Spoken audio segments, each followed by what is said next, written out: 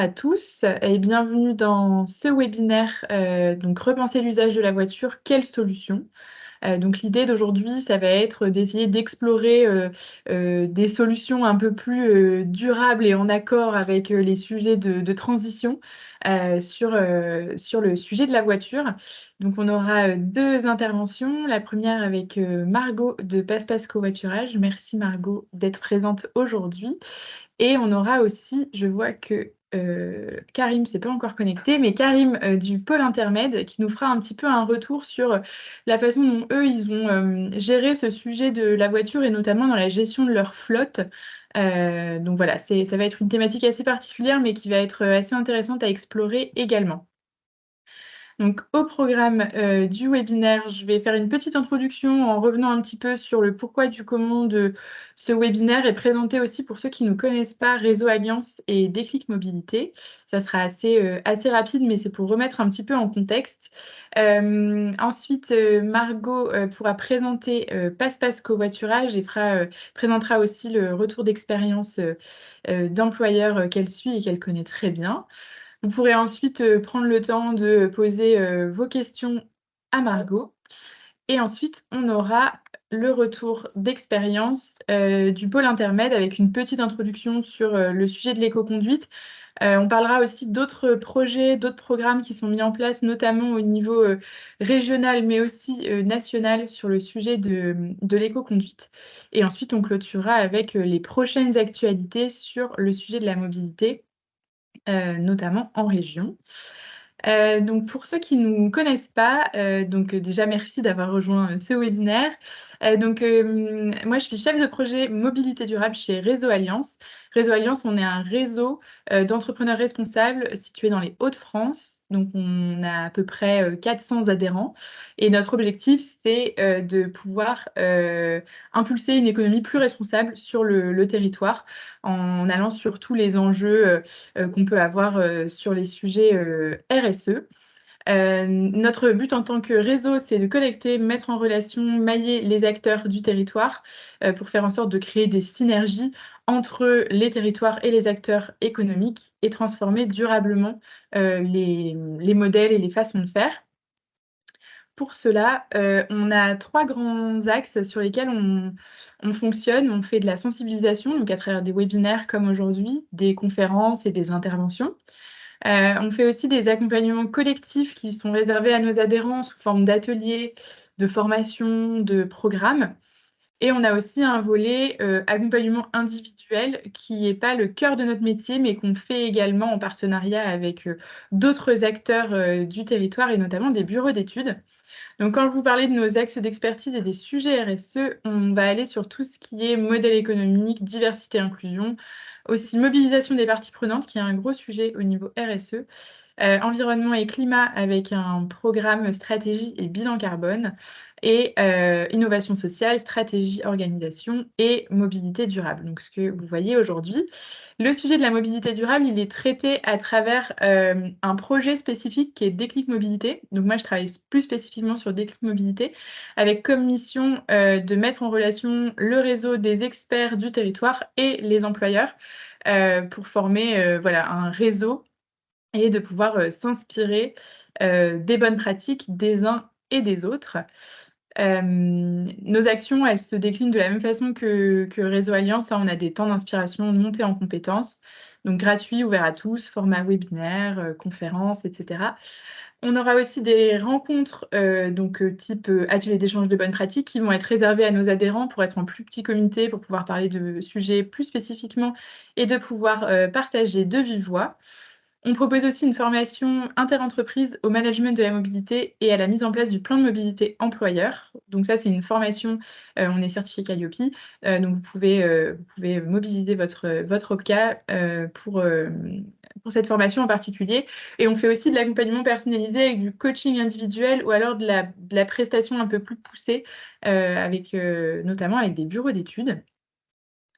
Et dernière petite chose, Déclic Mobilité, c'est aussi un site web. Donc on a un site qui répertorie alors qui va être un petit peu modifié en 2024, mais qui répertorie, nos bonnes pratiques, les bonnes pratiques de nos adhérents, des acteurs du territoire. On a aussi un annuaire qualifié avec les acteurs du territoire que vous pouvez retrouver et mobiliser, donc comme Passe-Passe Covoiturage, avec les contacts, etc. On fait aussi pas mal de veille réglementaire, donc vous pouvez retrouver tout ce qui va incomber les employeurs sur le sujet de la mobilité durable. Et on vous propose aussi des outils et des méthodes qui vont pouvoir vous aider à avancer et à mettre en place votre politique de mobilité. Donc ça, c'est ouvert à tous, c'est sur notre site, vous pouvez vous y rendre.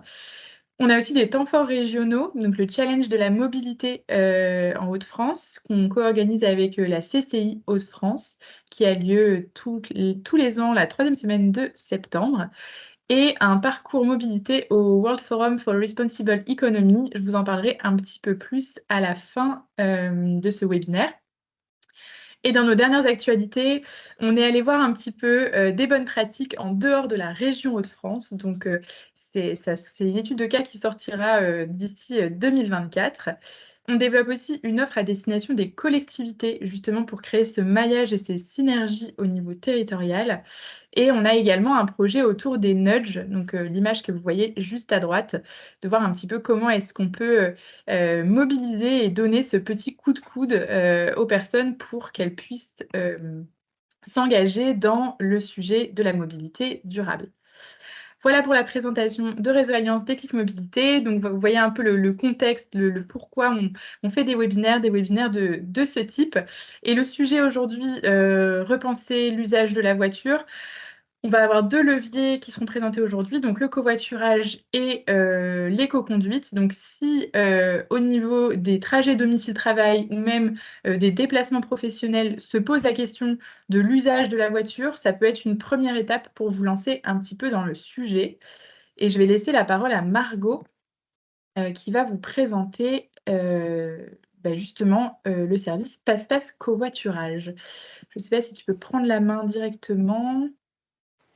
Ah, je ne sais pas. Bonjour Alors, à tout le monde et merci de me passer de la main puis de m'avoir invité, c'est cool.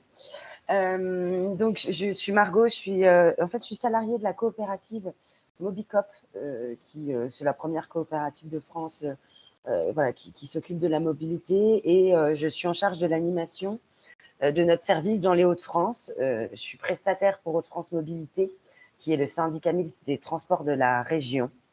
Et qui gère en fait le service Passe-Passe Covoiturage. Voilà. Je ne sais pas si je peux prendre la main sur la diapo, sinon. Est-ce que sur la barre en haut, tu as quelque chose où c'est écrit contrôler ou pas? Non. Ah bon, il doit y avoir un petit bug. Bon, je vais essayer de te suivre au maximum. Désolée, les petits contretemps. C'est la personne. Je sais plus. Ouais, je suis en train de lire ce qui est marqué au-dessus. Vous ne pouvez pas parcourir la présentation, partager vous-même. Ouais, d'accord, il faudrait que je partage moi-même le truc. Bon, on va faire comme ça. Voilà. Du coup, pas pareil. Donc aujourd'hui, là, je vais vous présenter donc, le service Passe-Passe Covoiturage. Je vais vous, voilà, on va parcourir un peu certains chiffres, certains enjeux liés au covoiturage et notamment au covoiturage domicile-travail. Je vous présenterai le service. Je vous présenterai aussi le dispositif spécifique qu'on a pour les communautés d'entreprise. Et après, je parcourrai rapidement quelques captures d'écran de la plateforme pour que vous puissiez voir un peu à quoi ça ressemble. Et je vous partagerai aussi l'accompagnement que je fais avec certaines entreprises. À la fin, avec l'exemple de SIGH, où ils sont situés à Valenciennes. Alors, tu peux repasser encore la slide suivante. Alors ça, c'était une petite photo pour vous montrer un petit peu. Alors, n'hésitez pas, peut-être, comme on n'est pas super nombreux, si vous avez des questions et des réactions, à le faire directement. Il n'y a pas de... ce sera peut-être un peu plus interactif. C'est une photo, en fait, qui vous montre à quel point la voiture prend de la place dans l'espace qu'on occupe. Et ça permet aussi, voilà, de se rendre compte que... alors, je crois que je peux maintenant voir. Ah. Ouais, j'ai essayé de modifier, normalement, là, c'est bon. Ok, donc ça, c'est bon, là, c'est bon maintenant. Pardon. Voilà, je vais pouvoir faire des changements sur la diapo. Donc oui, c'est pour se rendre compte un petit peu à quel point la voiture prend de la place dans l'espace et que si on réduisait le nombre de voitures en circulation, on pourrait faire autre chose de cet espace-là. Et d'ailleurs, il y a un documentaire Arte très intéressant là-dessus. Et voilà, on pourrait occuper l'espace avec beaucoup plus de bancs, beaucoup plus d'espace pour les vélos, pour les piétons, etc. Et aussi remettre un peu de nature dans tout ça, avec beaucoup plus voilà, d'arbres et choses comme ça. Donc voilà, il y a aussi cet enjeu-là. En quelques chiffres clés, je pense que voilà, c'est des chiffres qui commencent à être un petit peu connus, mais aujourd'hui, voilà, les transports en France, c'est à peu près 30% de nos émissions carbone, et la moitié est quand même due aux véhicules des particuliers. Donc, il y a vraiment un enjeu à réduire le nombre de voitures. Aujourd'hui, en fait, les trajets qui polluent le plus, c'est les courts trajets qu'on fait généralement pour aller au travail, justement parce que voilà, on a à peine démarré sa voiture, on l'a à peine chauffée, on est déjà arrivé, et puis c'est là où on est coincé dans les embouteillages, etc. Et on passe beaucoup plus de temps à faire très peu de kilomètres. Donc, il y a un vrai enjeu à essayer de réduire l'usage de la voiture individuelle. Et sachant qu'aujourd'hui, là, comme je vous mettais à droite de la diapo, 70% des trajets domicile-travail s'effectuent tout seul en voiture. Et sur ces 70%, je crois qu'il y en a encore presque 60% qui font moins de 5 km, quoi. Donc, il y a vraiment, voilà, il y a du potentiel. Mais par contre, il y a beaucoup de barrières psychologiques à lever encore.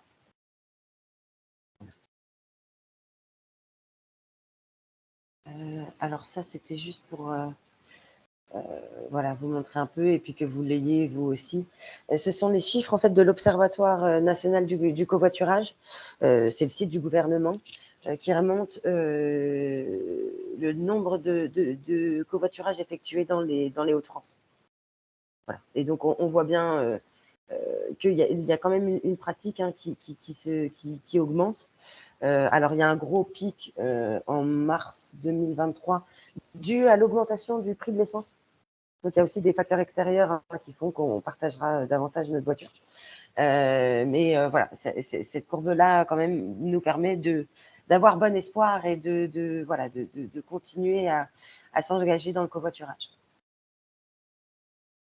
Zoé, dis-moi, j'ai combien de temps sur la présentation? Je ne sais plus. Excuse-moi. Vas-y, il n'y a pas de. Tu peux y aller, je te couperai si besoin, mais on doit être bon niveau timing, il n'y a pas de souci. Ouais, ok, ça marche. Voilà, donc après le covoiturage de domicile-travail, ce qu'on retrouve hein, le plus et les avantages, ça va être d'abord l'avantage financier. Et c'est d'ailleurs c'est pour ça que les gens s'engagent dans le covoiturage. C'est d'abord ça.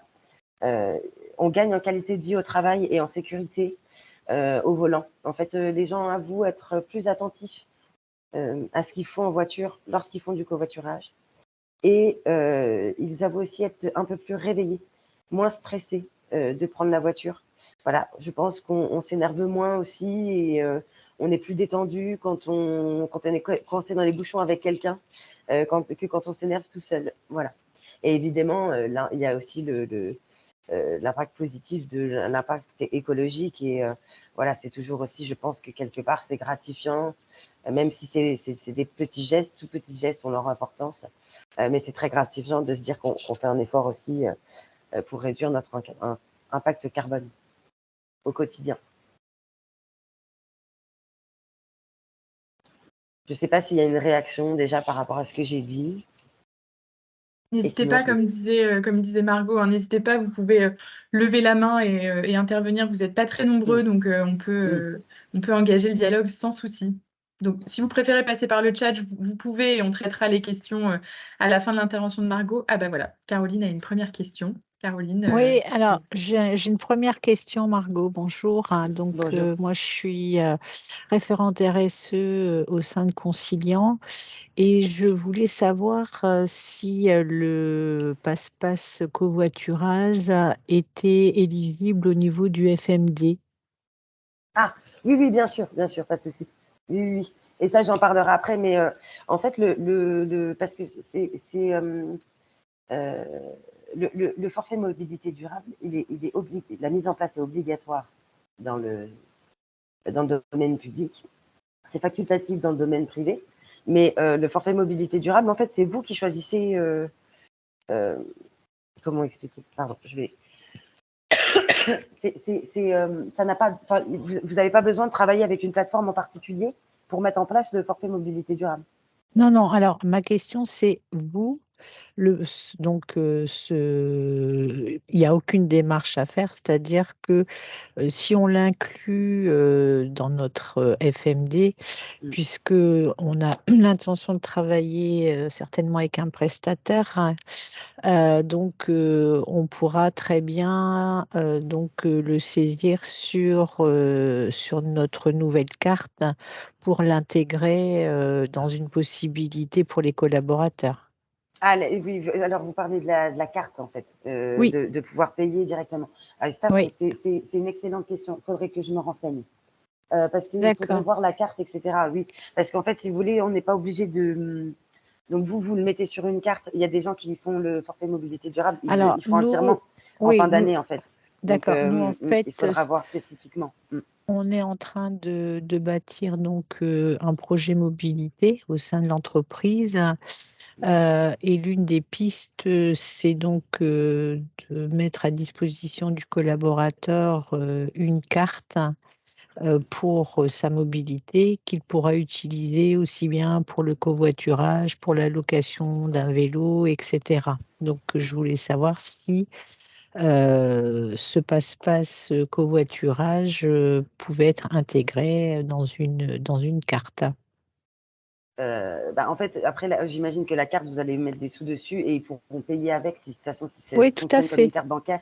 Mais moi, il Oui, faudrait que je me renseigne sur la carte et avec qui vous allez travailler pour vraiment vous confirmer ou non. Je ne préfère pas vous dire de bêtises. Mais il y a ok. possibilité de paiement en ligne sur PassePass Covoiturage.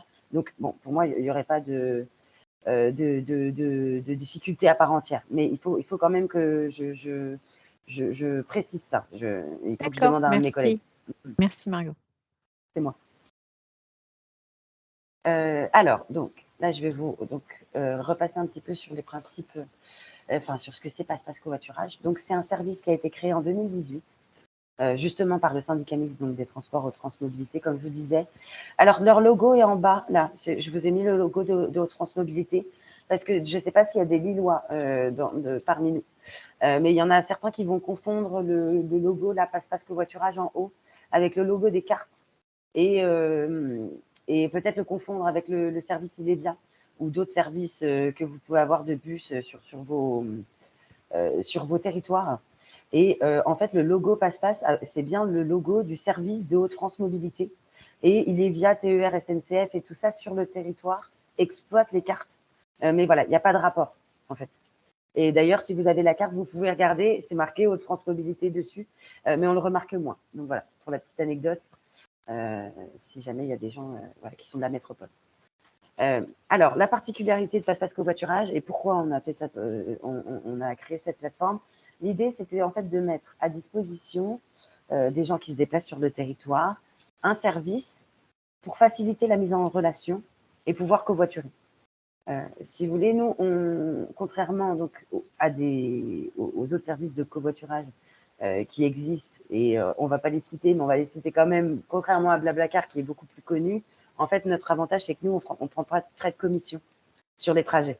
Voilà, aujourd'hui, sur chaque carte trajet que vous validez sur Blablacar ou d'autres plateformes type Klaxit, ils vous prélèvent une certaine somme pour le service, ce que nous, on ne fait pas. Et donc, la plateforme, c'est bien une plateforme publique et solidaire. C'est vraiment ça la grosse différence qu'on va avoir donc avec les autres services de covoiturage qui puissent exister en France. Et en fait, donc l'application et le site internet, tout a été créé par la coopérative Mobicop pour laquelle je travaille. Moi, j'ai été mandatée par le syndicat mixte pour animer ce projet-là. Et donc voilà, et aussi, oui, pardon. Et donc, on garantit la protection des données personnelles parce que justement, on a fait tous nos outils, donc c'est développé par mes collègues et on ne passe que par des outils en LibreOffice, enfin, on fait tout ce qui est LibreOffice, etc., pour éviter les outils Google, pour être certain de garantir la protection des données. C'est pour ça qu'on a énormément de services publics qui travaillent avec nous. Je ne sais pas si vous avez des réactions. Donc là, c'était voilà pour vous résumer un peu ce que je viens de vous dire. Donc on dit que la plateforme est gratuite, mais attention, le passager va quand même régler le conducteur et il va partager les frais avec le conducteur. Mais voilà, la mise en relation, elle, est bien gratuite. Et on reste sur un projet voilà, collaboratif. Et donc, on a également, comme je vous le disais, donc il y a bien une application et un site internet.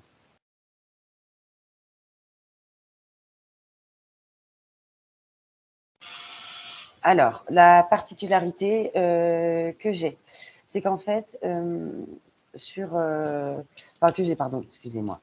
Ça vient de sonner chez moi, ça m'a perturbée. Excusez-moi. En fait, donc sur le site, on a deux grosses rubriques. On a une rubrique qui est dédiée en fait aux employeurs et aux territoires qu'on appelle en fait des communautés. Et on a une autre rubrique, une rubrique événementielle. C'est ce que je vais vous présenter là juste derrière. Donc en fait, la rubrique événementielle, c'est une rubrique, elle est en libre accès. Il suffit d'être inscrit sur Passe Covoiturage, vous pouvez publier votre événement. Si vous faites, je ne sais pas, votre séminaire annuel ou vous faites aussi des choses. Alors, Passe Covoiturage, c'est fait pour les trajets domicile-travail, mais aujourd'hui aussi pour tout ce qui est trajet perso. Vous pouvez l'utiliser le week-end quand vous allez sur la côte ou si vous allez à Paris, si vous allez en Belgique.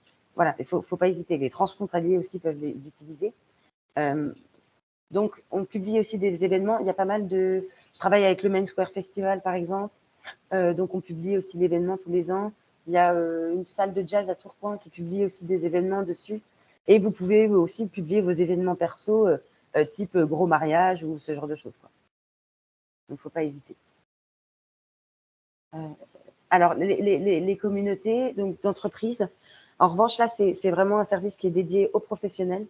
Et donc là, je vais vous montrer un petit peu. Aujourd'hui, en tout, je suis sur le territoire, je suis en train de suivre 70, à peu près 70 territoires et entreprises qui ont signé une convention donc, avec France Mobilité et qui ont passé un partenariat. Donc, en fait, voilà, créer un espace de communauté sur Passe Covoiturage, ça veut dire qu'en fait, vous créez votre espace à vous sur notre site qui est hébergé. Et comme ça, vous pouvez mettre en avant votre démarche. Et donc là, par exemple, je vous ai mis l'exemple de la communauté d'Arc France. Et en fait, ça va vous permettre de créer un espace dédié, perso, à vos salariés. Ensuite, vous allez avoir donc accès à la gestion de votre communauté. C'est-à-dire que vous pourrez regarder vos inscrits, les gérer. Par exemple, dans le cadre du forfait mobilité durable, voilà, si vous voulez savoir qui covoiture, vous pouvez aussi mettre en condition pour toucher le forfait mobilité durable d'être inscrit sur une plateforme et de publier un trajet, ce qui encourage voilà, les personnes à passer le cap. Et puis voilà, ça vous permet d'avoir un suivi et de faire remonter justement donc vos statistiques aussi. Parce que quand vous faites vos PDE, vos PDN, c'est pas mal. Vous pouvez avoir voilà, un suivi statistique sur la dynamique de votre communauté, savoir le nombre de CO2 que vous avez économisé sur l'année, sur le mois, voilà, les personnes qui s'engagent. Donc, c'est pas mal. Et en plus de ça, d'ouvrir une communauté, excusez-moi. Vous permet d'avoir un accompagnement personnalisé donc, qui est géré par moi et puis aussi en contact avec la chef de projet qui est à Haute-France Mobilité, Émilie Delevoye. Et donc, en fait, moi, je vais vous accompagner tout au long de l'année à pousser des campagnes de communication et à faire des animations sur vos sites. Parce que je me doute que, voilà, moi, je suis à fond dans le covoiturage et je suis à 100% sur le covoiturage et sur Passe Covoiturage. Mais vous, j'imagine que vous avez plein d'autres missions sur lesquelles, voilà, sur lesquelles vous devez bosser, que le covoiturage, ça représente une infime partie de votre temps Et donc, moi, je suis là pour vous faire gagner un maximum de temps et aussi pour vous apporter en fait mon expertise sur le covoiturage, parce que ça fait maintenant 4 ans que j'accompagne les entreprises du territoire à développer le covoiturage domicile-travail. Et clairement, c'est pas simple. Voilà, il y a encore beaucoup de préjugés sur le covoiturage. Les gens ont encore beaucoup peur. Les gens voient leur voiture comme un prolongement de leur domicile. Ils veulent pas la partager. Ils disent qu'ils sont plus libres quand ils sont seuls dans leur voiture. Donc, moi, je suis là pour vous former, pour former vos managers, vos directions, justement à s'approprier en fait le covoiturage et que vous ayez aussi confiance dans le covoiturage, parce que si vous n'avez pas confiance vous-même, vous ne pourrez jamais convaincre vos collègues et vos proches de passer le cap aussi. Voilà. Et aussi de faire en sorte que le covoiturage, ça ne soit pas une contrainte, mais que ça soit un vrai plaisir. Et c'est un vrai plaisir, le covoiturage. Pour le pratiquer depuis longtemps, voilà, il y a des choses c'est chouette de partager et de rencontrer des personnes au-delà de notre entourage. Alors, quand vous créez votre communauté d'entreprise, en fait, quand vous aurez publié votre annonce sur le site, vous serez repéré grâce au logo de votre entreprise à côté. En revanche, vous pouvez aussi être mis en lien avec toutes les milliers d'autres utilisateurs du site. Et donc, soit vous allez tomber sur quelqu'un, voilà, ça sera vraiment votre collègue et c'est avec lui que vous allez covoiturer directement. Mais vous pouvez également covoiturer avec quelqu'un qui bosserait sur une entreprise juste à côté de chez vous. Voilà, c'est vous qui choisissez. Et en fait, ça permet de convaincre les personnes qui sont réticentes au covoiturage, qui ont un peu peur au début. Elles vont plus facilement, elles vont passer le cap avec un collègue, et puis après, peut-être qu'elles s'éclateront à covoiturer avec d'autres personnes.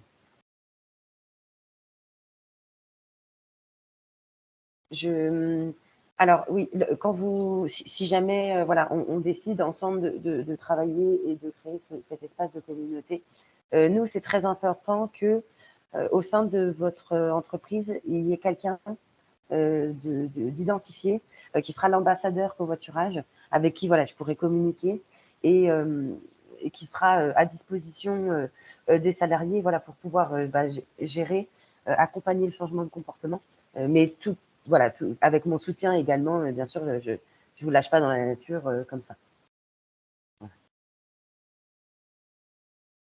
Est-ce qu'il y a des questions et des réflexions à ce moment-là? Et puis après, je vais vous montrer un petit peu à quoi ressemble la plateforme. Je vais être super claire. Caroline. Ah oui. Ah. Caroline, on ne t'entend pas. Ouais. Ton micro est coupé. Oui, excusez-moi. Oui, je voulais savoir s'il existait donc une cartographie des aires de covoiturage sur les Hauts-de-France et où est-ce que je pouvais la trouver, s'il vous plaît?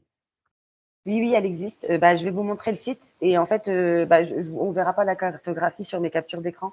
Mais en fait, vous tapez passepasscovoiturage.fr et vous verrez tout de suite, vous avez un bouton voir les aires de covoiturage. Donc effectivement, oui, on référence toutes les aires de covoiturage des Hauts-de-France sur la plateforme et vous pouvez vous donner en point de rendez-vous ces aires de covoiturage-là. En fait, Merci beaucoup. de rien.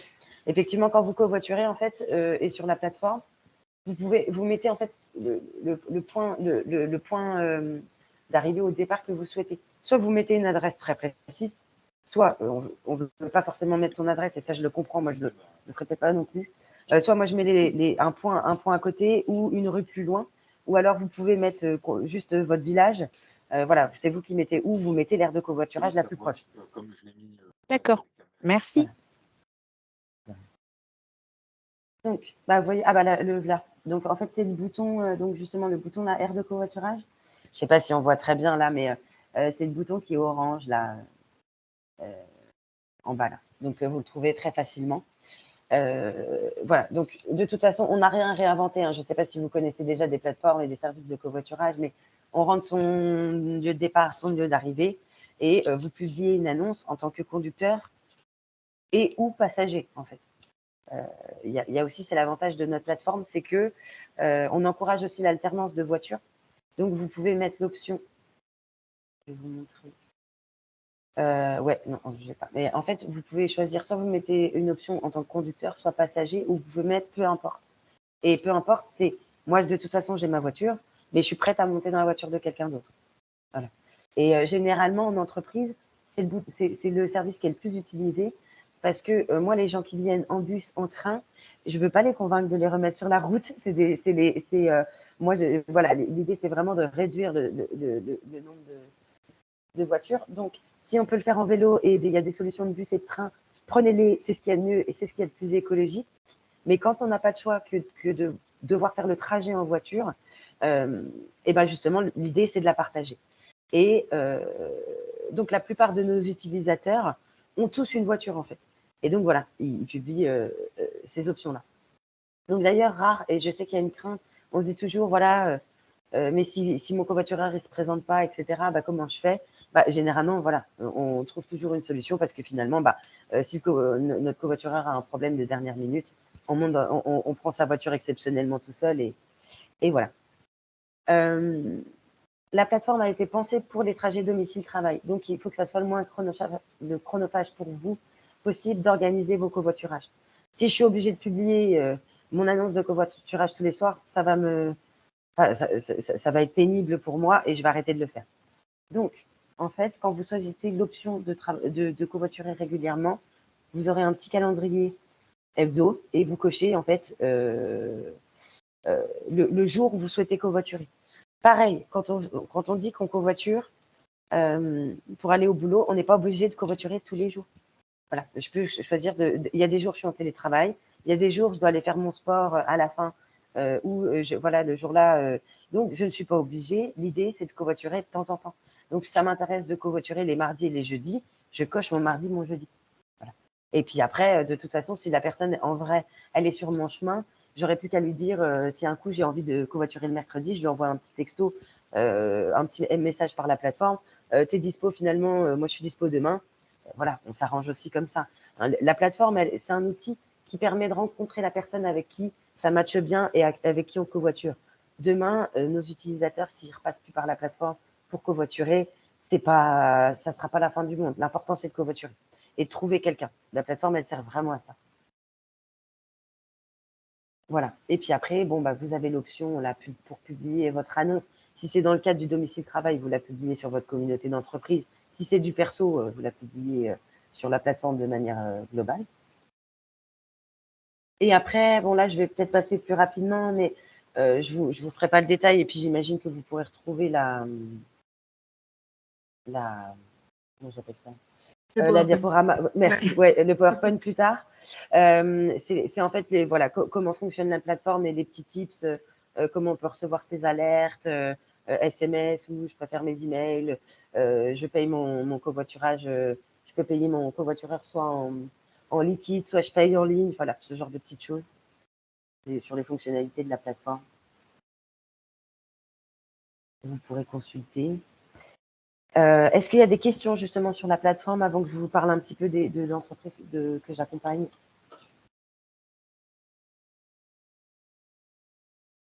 Non, j'étais très claire et concise. Alors,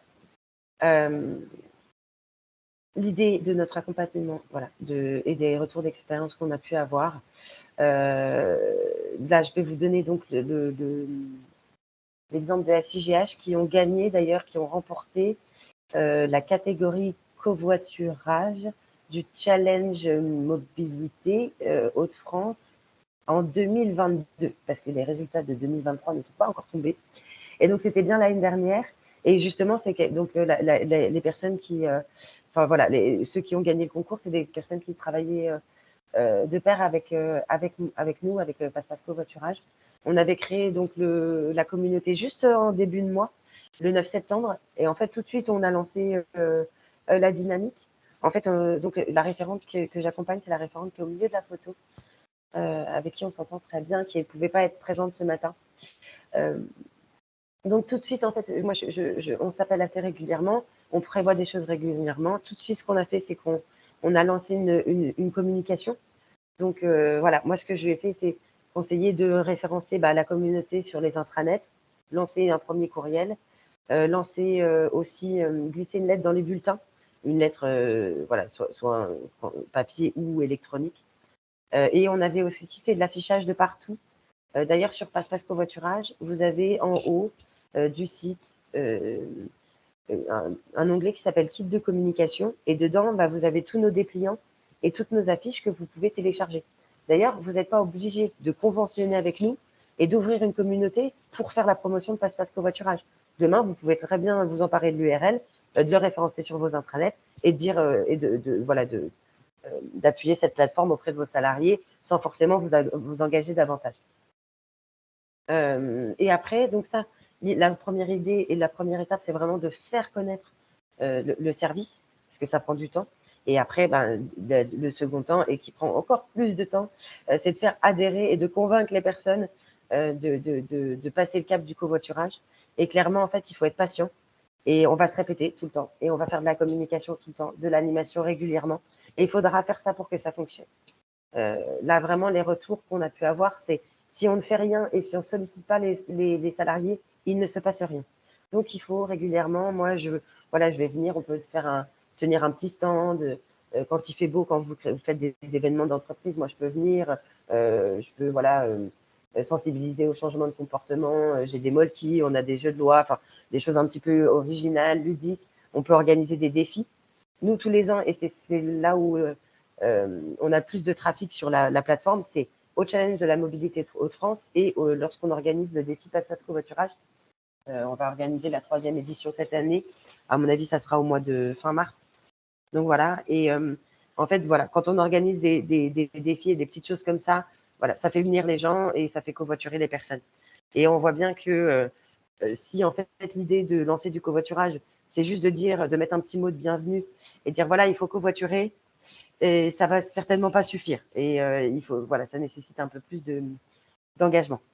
Et c'est pour ça que je suis là, pour vous alléger les choses le plus possible. Voilà. Et donc avec SIGH, on avait justement organisé en amont, juste avant, en fait, la semaine avant le challenge Hauts-de-France Mobilité, on avait organisé une petite animation avec un petit quiz. Il y avait des petites choses à gagner. Et on échangeait autour d'un petit café un matin. Et ça a motivé tout le monde, justement, après, derrière, à participer au challenge. Et puis après, on a continué à solliciter régulièrement les salariés. Et notamment, j'ai participé à leur séminaire. Voilà. Donc, pas hésiter aussi à organiser au sein de vos entreprises. N'attendez pas forcément d'organiser un événement mobilité pour parler de mobilité. S'il y a des événements qui marchent bien au sein de vos entreprises dans l'année, vous y allez, vous parlez de mobilité. La mobilité, c'est toute l'année. On a toujours besoin de se déplacer. Donc, il vaut mieux, si vous organisez un événement sympa qui attire tous vos salariés, vous savez qu'il y a du monde à ce moment-là, il vaut mieux organiser une petite intervention mobilité pendant que tout le monde est là que d'organiser tout un événement à part. C'est les conseils que je pourrais vous donner. Voilà. Et moi, j'en ai fini. Il me semblait qu'il te restait une Ah oui, slide. pardon. Ah oui, j'ai dû vous les dire, en fait. Oui, d'accord. Je vous ai tenu le discours sans passer à la diapo suivante, mais c'était ça. Hein, ça reprend ce que je vous disais, de communiquer régulièrement, d'animer régulièrement. Je fais des visios aussi. Hein, je vous accompagne à sensibiliser au covoiturage et au changement de comportement. Et justement, on en parlait, Caroline, l'incitation financière, c'est ce qui marche aussi très bien, et notamment avec la mise en place du forfait mobilité durable que vous pouvez accompagner aussi vos salariés là-dessus à passer le cap avec le vélo. Si vous avez des questions sur le forfait mobilité durable, je vous mettrai en lien, en plus du replay de ce webinaire, le dernier webinaire qu'on a fait aussi sur le forfait mobilité durable. S'il y en a certains d'entre vous qui ne l'ont pas encore mis en place, qui ne voient pas spécialement ce que c'est ou pour qui c'est encore un peu flou, je vous le mettrai aussi en lien. Ça permettra aussi d'éclaircir certaines petites choses. Merci beaucoup Margot pour ton intervention, pour la présentation de Passe Covoiturage. Je pense que c'est très clair pour tout le monde. N'hésitez pas s'il y a des petites questions, on peut prendre 2 petites minutes éventuellement pour y répondre. Sinon, vous aurez aussi les coordonnées de Margot dans le mail que je vous enverrai dans les prochains jours avec le replay. J'ai l'impression qu'il n'y a pas spécialement de questions. On va peut-être pouvoir passer au levier suivant. Je vais reprendre le contrôle de l'écran. On va passer au sujet de l'éco-conduite. Donc, comme disait Margot tout à l'heure sur le sujet du covoiturage, parfois la voiture s'impose. Voilà, c'est une réalité aussi. Tous les territoires ne sont pas maillés de la même façon. On n'a pas toujours les mêmes accès au trajet domicile-travail. On n'a pas forcément les transports en commun, etc. Ou on ne peut pas forcément utiliser le vélo. Donc là, l'idée, c'est de vous partager un petit peu un autre sujet qui peut être un levier et une sensibilisation, un premier pas en fait sur le sujet de la mobilité, c'est l'éco-conduite. L'éco-conduite, donc c'est le fait que on puisse avoir des pratiques de conduite qui soient moins émettrices de CO2 et qui soient plus responsables. Je vous ai mis un petit chiffre de l'ADEME. On peut faire des économies jusqu'à 5 pleins de carburant par an.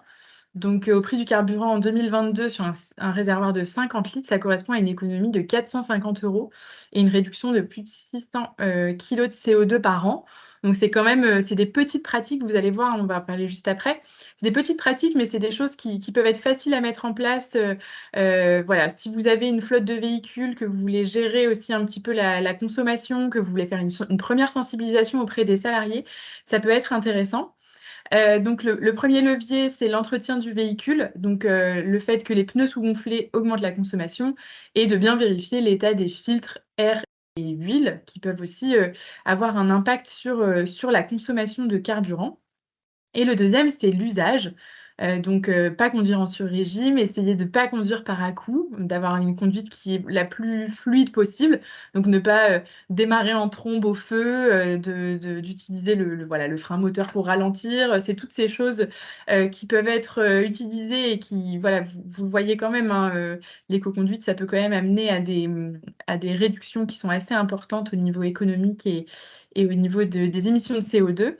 On peut aussi diminuer sa vitesse sur autoroute de 10 km/h. 10 km/h, vous n'allez pas, si vous roulez à 10 km/h de plus, vous n'allez pas gagner 30 minutes sur votre trajet. Donc, c'est quand même l'avantage sur des trajets qui sont pas très longs. Réduire de 10 km/h, ça a un impact réellement. Réduire l'usage de la climatisation. Bon, là, on arrive dans une période où on l'utilise peut-être un peu moins, mais ça en va de même pour le chauffage. Et éteindre le moteur pour les arrêts supérieurs à 10 secondes. Alors, au feu, ça peut être compliqué, notamment sur les anciens modèles de voitures.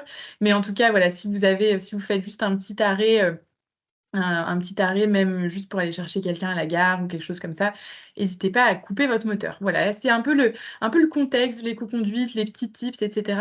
Je reviendrai juste après l'intervention de Karim sur deux petits programmes qui peuvent peut-être vous intéresser sur le sujet de l'éco-conduite. Et voilà, donc ce que je viens de vous présenter là sur l'éco-conduite, c'est extrait de notre module apprenant. On a mis en place, on a créé chez Réseau Alliance des modules apprenants à destination de nos adhérents sur les sujets RSE, mobilité durable et diversité inclusion. Donc, si c'est des sujets qui vous intéressent, n'hésitez pas aussi à revenir vers moi pour avoir accès à ce module. Je vais laisser la parole à Karim, du coup, qui nous a rejoint, je pense. Hop. Karim, est-ce que tu Oui, nous entends? bonjour à tous. Parfait, super. Merci beaucoup de venir présenter la démarche du pôle intermède. Donc, je te laisse voilà, présenter un petit peu votre démarche et on prendra les questions plutôt à la fin. Voilà, à toi. Je t'en prie. Bonjour à tous. Le pôle intermède dont je suis le directeur technique regroupe un ensemble de 5 structures, 4 structures de l'insertion par l'activité économique. Et donc, on privilégie la notion de parcours avec un ACI, un atelier chantier d'insertion, une entreprise d'insertion, une association intermédiaire, une entreprise de travail temporaire d'insertion et en dernier lieu, un service à la personne. Voilà. Donc, 4 structures qui réalisent un total d'environ 425 000 heures d'insertion à l'année et plus de 1000 salariés mobilisés par an, avec évidemment des taux de sortie qu'on essaie le plus positif possible, à hauteur de 68% en général de sortie dynamique. Voilà, donc c'est quelques chiffres pour vous expliquer que le pôle intermède est une entité importante et ces problématiques de parcours, on les retrouve aussi sur le terrain dans les compétences très, comment dirais-je, très diverses de nos salariés. Concernant la mobilité et l'accompagnement au changement, on a eu à cœur au pôle intermed d'essayer de comprendre, d'analyser déjà notre situation technique, hein, de situation technique de personnel et de situation technique de matériel. Voilà. On avait bien évidemment sur nos activités ateliers, chantiers d'insertion et entreprises d'insertion des problématiques de déplacement récurrentes. En tout cas, c'était les plus simples à appréhender, donc on a commencé par ça. Et donc, on s'est dit qu'on devrait, avec nos publics qui ont parfois un certain nombre de difficultés à la compréhension ou au bon respect des règles, un devoir de formation, d'information et puis également de contrôle. Donc pour réaliser ça, on a décidé de mettre en place un système de traçage, puçage de véhicules, de marquage de véhicules, ça relève plus d'une démarche de marquage de véhicules que de traçage, parce qu'on fait confiance, mais il faut vérifier. Et donc, cette démarche de marquage de véhicules nous permet plusieurs choses. Donc, évidemment, je vous disais tout à l'heure, elle nous permet l'analyse de nos véhicules sur la partie éco-conduite et puis l'analyse de nos véhicules sur la partie aussi technique. Au-delà, alors peut-être pour brosser rapidement le sujet, on a choisi il y a 3 mois, donc c'est somme toute assez récent, donc ce dispositif de marquage qui nous donne un état général du parc. On en parlait tout à l'heure, la qualité des pneumatiques, la qualité des vidanges, la qualité d'un suivi technique régulier permet d'assurer une gestion de parc, une optimisation et donc forcément des performances plus importantes et des réductions de gaz à effet de serre. Voilà.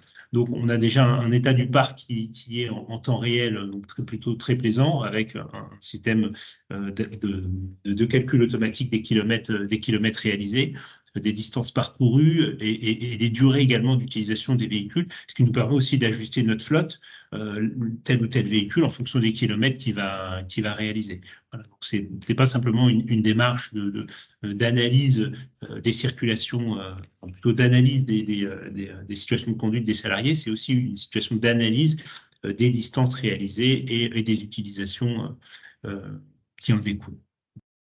Donc un état du parc qui est quotidien, hebdomadaire ou mensuel, des reportings qui sont plutôt très pratiques, un état du parc avec des cartes. Je vais essayer de passer assez rapidement parce que c'est pas le traçage ou le marquage qui est le plus intéressant, c'est vraiment la partie analyse.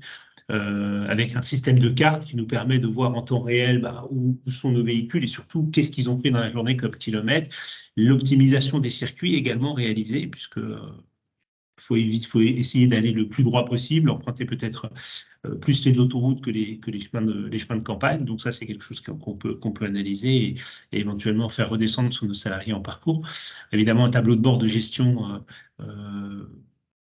périodique, mensuel de la flotte. Et puis, je vous le disais, des paramètres aussi qu'on peut instrumenter sur le logiciel qui permettent de s'assurer des consommations de base. En partant, voilà, on dit qu'un camion, ça consomme 15 litres au 100, on peut le rentrer dans la machine et ainsi elle nous fait nos calculs de quantité. Voilà, ce qui nous amène après la partie donc analyse des durées, des consos et surtout du bilan des émissions CO2 qui sont réalisées sur l'utilisation du véhicule. Donc on avait vraiment ce double objectif d'analyse technique, parce que c'est quand même une priorité, de pouvoir analyser les choses avant de pouvoir se dire je fais des économies, j'ai réduit mon taux de CO2, donc cette partie analyse technique, et puis après cette partie médiation aussi avec les salariés qui nous semblait extrêmement importante à faire, même si aujourd'hui, après 3 mois, on ne peut pas dire qu'on a forcément transformé l'essai, mais on a déjà incrémenté déjà notre partie purement technique. Voilà. Donc, on en parlait tout à l'heure de la nécessité de s'inscrire dans une démarche d'éco-conduite.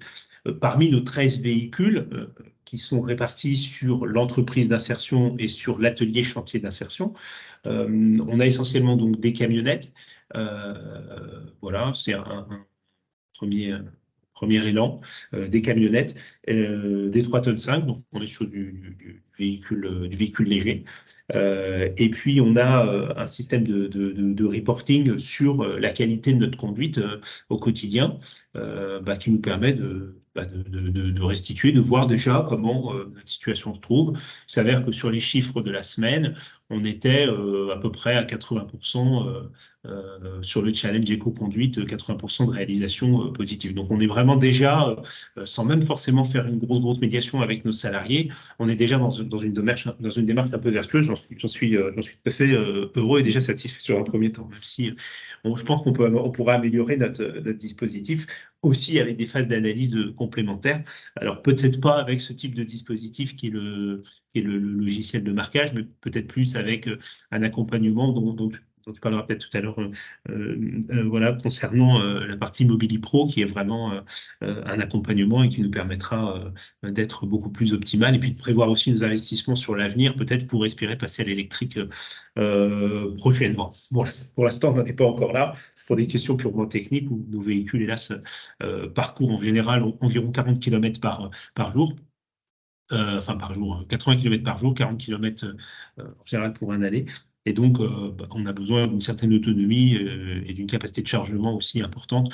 Et on sait que l'électrique aujourd'hui, c'est pas encore en phase, et notamment sur les véhicules qu'on utilise, des camions plutôt plateaux, parce que les autonomies permettent parfois d'obtenir ces kilomètres-là. Enfin, entre 150 et 200, je pense qu'on va pouvoir les faire. Voilà, donc bon, concernant les activités qu'on mène, hein, on a des véhicules de plateau, je vous le disais, qui correspondent à des activités de chantier. Et concernant ces activités, on a à cœur d'avoir des véhicules récents, le plus récents possible. Alors, les activités type chantier nous permettent d'avoir des véhicules enfin, nous permettent, disons plutôt qu'il n'y a que ça qui est disponible sur les achats de véhicules, des véhicules au diesel, de fait avec de l'AdBlue en complément, hein, pour réduire l'empreinte carbone. Je pense que c'est aussi important de le dire. Les véhicules sont tous équipés d'AdBlue, avec une flotte récente, puisqu'on a investi depuis 3 ans. On a changé à peu près 50% de notre parc. On a 40 véhicules, je disais. 50% de notre parc a été changé, et on continue d'investir dans des véhicules récents pour nous épargner les maintenances excessives. Les maintenances excessives et les coûts prohibitifs aussi que ça représente. Et puis c'est aussi un outil de communication pour nous, les véhicules, forcément. Donc de fait, on est attentif à ce qu'on met. Voilà, donc pour en revenir à la partie plutôt éco-conduite et au côté de challenge. Donc on a des notes avec des restitutions forcément sur les consommations moyennes réalisées par nos véhicules sur la semaine ou sur le mois. Donc, il y a des consommations. Pour vous donner un exemple très pratique, il y a des véhicules qui sont censés consommer environ 12 litres au 100. Et il s'avère que nos notes nous permettent aujourd'hui de voir que notre consommation moyenne sur notre flotte est plutôt autour de 8 litres au 100. Donc, on a déjà une empreinte carbone un peu plus limitée. Et on est déjà satisfait de voir que nos salariés font attention à l'utilisation des véhicules et à leur manière de conduire.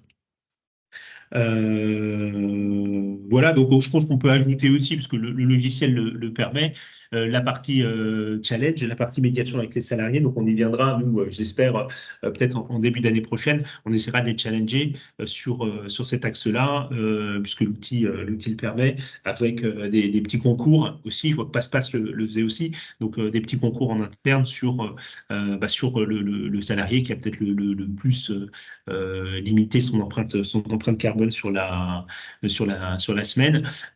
Et puis, on ajoutera chez nous, parce que je pense que ça ne suffit pas toujours de créer des bonnes dynamiques. On accompagnera ça, je pense, avec des lots, des petites choses à gagner en plus pour donner du concret et du sens un peu plus matériel à tout ça. Voilà, je pense que j'ai à peu près fait le tour de notre action sur le puçage des véhicules. Ah oui, je pense qu'il faut quand même le dire. le cuissage des véhicules, c'est parfois un petit peu une source de stress ou d'inquiétude de la part des salariés, mais chez nous, ça s'est extrêmement bien passé. Les gens l'ont bien supporté et on reste très RGPD également, parce qu'il y a toujours un bouton poussoir qui permet de limiter l'utilisation du traçage, du marquage sur des temps de vie privée. Voilà, à midi, par exemple, si vous allez à la boulangerie, on n'a pas besoin de le savoir. Et donc, il y a un bouton vie privée qui permet de garder ça. Donc ça, il faut bien penser à bien avoir ça en tête quand on déploie sa solution, parce que tous les prestataires ne le proposent pas. Voilà. C'est pas le premier axe, quoi, mais il faut savoir être attentif au RGPD. Très bien. Merci beaucoup, Karim, pour ton intervention et pour le partage d'expériences. Alors, certes, assez récent du pôle intermède, mais voilà, il y a une dynamique qui commence à être mise en œuvre. Et voilà, c'est aussi un public spécifique, les salariés en insertion. Donc, de se dire qu'il y a une gestion de flotte, etc., particulière, c'est assez intéressant. Je reviens juste sur ce que tu disais tout à l'heure sur le programme Mobili Pro. Pour les personnes qui ne connaissent pas spécialement, c'est un programme qui a été proposé par l'ADEME en partenariat avec un bureau d'études, avec un objectif justement de pouvoir avoir une visibilité très globale sur sa gestion de flotte, mais aussi sur la cartographie des trajets domicile-travail, etc. Vous pouvez proposer votre candidature, en tout cas contacter les personnes de Mobili Pro.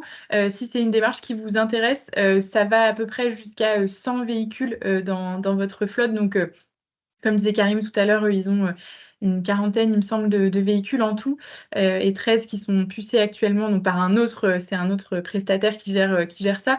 Mais en tout cas, sur la démarche Mobili Pro, ça peut être aussi intéressant si vous avez ce sujet d'éco-conduite, de gestion de flotte. C'est quelque chose qui peut peut-être vous intéresser. Donc, je vous ai mis le lien si c'est quelque chose qui vous intéresse. Et pour tirer un petit peu le fil, alors, je vous ai mis la vidéo, mais vous l'aurez dans le PowerPoint que je vous enverrai. Vous pourrez la regarder si vous voulez. Il y a une expérimentation qui est mise en place au niveau du parc naturel régional de l'Avesnois, qui a été lancée le mois dernier pour réduire les émissions de CO2. Donc, ça s'appelle C'est au mieux. Avec ce sujet d'écomobilité en milieu rural. Donc avec aussi une installation donc des employeurs qui se lancent dans la démarche d'installation de boîtiers avec gestion via une application. Pour voir un petit peu comment est-ce que on peut optimiser ces trajets, comment est-ce qu'on peut essayer d'avoir des pratiques qui sont aussi plus vertueuses en termes de conduite. Donc, je vous laisserai aller jeter un œil. La vidéo, c'est une vidéo promotionnelle de la région Hauts-de-France. Donc, voilà, elle donne très envie de se lancer dans le projet. Donc, voilà, n'hésitez pas à aller jeter un œil. L'idée, c'est d'essayer de reproduire aussi un petit peu cette expérimentation sur le territoire. Donc voilà, sur le sujet éco-conduite, je vais déborder de 2 petites minutes sur le temps prévu du webinaire. Donc voilà, l'idée aujourd'hui, c'était de vous montrer en fait avec Margot et Passe-Passe Covoiturage comment concrètement en fait vous pouvez mettre en place des communautés ou alors inciter vos salariés et les sensibiliser sur le sujet du covoiturage. Et avec le témoignage de Karim et du pôle intermède, de pouvoir voir un petit peu aussi sur la gestion de la flotte, finalement, comment est-ce qu'on peut agir, qu'est-ce qu'on a comme pouvoir d'action sur ces sujets-là. Donc, si c'est des choses qui vous intéressent en particulier et que vous voulez mettre en place, n'hésitez pas aussi à rester en contact avec moi et en particulier avec Margot sur le sujet du covoiturage. Vous aurez aussi son mail dans le mail récap que je vous ferai. Donc voilà, si vous voulez suivre aussi un peu ces sujets, on va suivre aussi un petit peu ce que fait le pôle intermède sur l'éco-conduite dans les prochains mois. Donc restez aussi à l'affût de nos news, etc., si ça vous intéresse. Je vais clôturer ce webinaire avec nos actualités à venir. Comme tous les ans, on organise le World Forum for Responsible Economy, dont je vous parlais tout à l'heure. Et cette année, on a un parcours mobilité en trois formats. On a donc, comme disait Margot, le challenge de la mobilité. Donc là, c'est la cérémonie de clôture et donc de remise des prix pour les lauréats dans chacune des catégories. J'ai à préciser, le World Forum, c'est gratuit, ouvert à tous, donc vous êtes les bienvenus. Le challenge de la mobilité, cette conférence-là, elle va vous permettre aussi de vous inspirer, de voir des bonnes pratiques, de voir des choses qui ont été concrètement faites dans des catégories mode actif, mobilisation des salariés, covoiturage, même sur le sujet du télétravail, de voir un petit peu comment est-ce que chacun s'organise en interne. Donc c'est assez intéressant, ça aura lieu du coup le mardi 21 à 14h. Et la conférence juste après, celle-ci, elle sera disponible en live. C'est une conférence internationale sur la décarbonation des mobilités. Et si on s'inspirait de nos voisins avec la présence d'Aurélien Bigot, qui est ingénieur et chercheur sur le sujet des mobilités. C'est un vulgarisateur qui est vraiment très, très pertinent sur le sujet de la mobilité. Donc, il sera présent. On attend encore la validation de certains autres intervenants. Mais voilà, l'idée, c'est de parler mobilité, décarbonation, comment on y va et comment on s'inspire de nos voisins, notamment au niveau de la Belgique. Donc, si ça vous intéresse, vous pouvez vous inscrire. Et le dernier, c'est un atelier qu'on co-organise avec Compétences et Emploi sur le sujet de la politique inclusive et la mobilité durable. Donc, comment est-ce que finalement la mobilité durable peut être un levier pour l'inclusivité des publics parce que le sujet de mobilité, c'est un gros sujet dans tout ce qui va être recrutement, pérennisation des postes, etc. Donc, à voir comment est-ce qu'on peut être plus engagé sur ces sujets-là. Donc, les 2 premières conférences, elles sont gratuites, ouvertes à tous. La seconde, elle est gratuite, mais c'est plutôt réservé à un public RH ou gérant de structure qui aurait un peu ces sujets-là de recrutement et d'inclusivité. Je vous ai mis le lien vers les inscriptions du World Forum et le QR code qui est associé. Et d'ailleurs, on a créé un événement sur le site de Passe-Passe Covoiturage pour que vous puissiez aussi utiliser le covoiturage pour venir à l'événement, puisque ça sera à la Cité des Échanges à Marc-en-Barœul. Voilà, donc on a un très grand parking, mais si vous pouvez privilégier le covoiturage, les transports en commun ou les modes actifs, on en sera très content. Donc là, c'est notre grand événement qui arrive assez rapidement. Et pour compléter, on a 2 webinaires aussi qui sont à venir sur la fin d'année. Un premier le 30 novembre sur la mise en place d'une politique de mobilité durable. Donc pourquoi et comment on se lance, quels sont qu'est-ce qui fait qu'on va se lancer dans ce sujet de la mobilité? Pour certains, ça va être le sujet du bilan carbone. D'autres, ça va être un sujet QVT, santé, sécurité au travail, etc. Donc, voir un petit peu quels sont les leviers et comment est-ce qu'on peut se lancer. Et le 14 décembre, on termine avec un webinaire sur les sources de financement à envisager justement quand on met en place une politique de mobilité. Et donc, on devrait avoir la prise de parole de l'URSSAF qui nous parlera de tout ce qui est exonération, réduction d'impôts, etc. Donc, lié à ce qu'on disait tout à l'heure, le forfait mobilité durable, mais aussi à plein d'autres choses que vous pouvez mettre en place dans votre entreprise. Et on devrait aussi avoir un témoignage et une présentation d'objectifs employeurs pro vélo qui permet d'être dans une démarche orientée vélo et cycle dans votre entreprise et de voir toutes les sources de financement qui sont aussi possibles sur de l'installation de garages à vélo sécurisés, etc., etc. Donc voir un petit peu tout ça. Donc voilà, j'ai débordé de 5 minutes. Ça reste raisonnable. Donc s'il n'y a pas de questions, je ne vois pas de micro qui s'ouvre. S'il n'y a pas de questions et s'il y en a un petit peu plus tard, n'hésitez pas à me contacter par mail. Je vous enverrai d'ici fin de semaine, début de semaine prochaine, le replay, le contact de Margot, le PowerPoint pour que vous puissiez aussi vous appuyer un petit peu sur tout ce qui a été dit. Et je remercie beaucoup Margot et Karim qui ont pris la parole aujourd'hui, qui nous ont présenté leur démarche. C'était vraiment très inspirant. Merci beaucoup. Et on reste en contact pour la suite. Voilà. Merci, tout le monde. Merci à tous. Et puis, je pense qu'il est l'heure de dire bon appétit. Merci. Au revoir à tous.